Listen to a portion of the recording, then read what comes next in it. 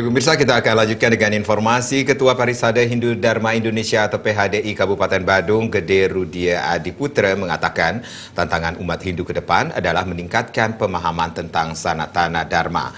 Hal itu menjadi penting agar umat Hindu tidak ketinggalan zaman.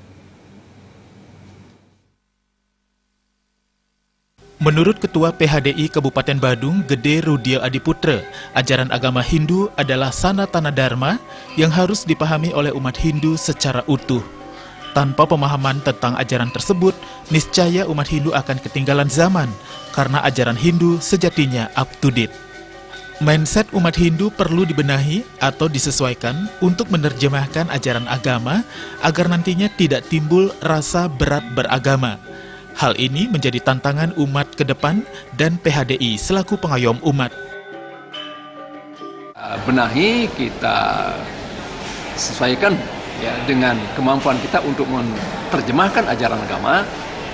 Jangan sampai nanti akhirnya umat Hindu merasa berat beragama.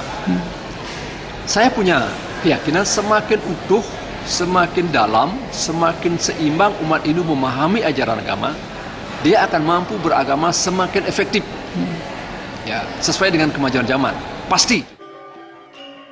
Ditegaskan, guna menyikapi tantangan tersebut, perlu menjaga harmonisasi dan sinergi antara pelaksanaan adat, budaya, dan agama. Tanpa hal itu, umat Hindu akan ketinggalan zaman. Darmawan Bali TV.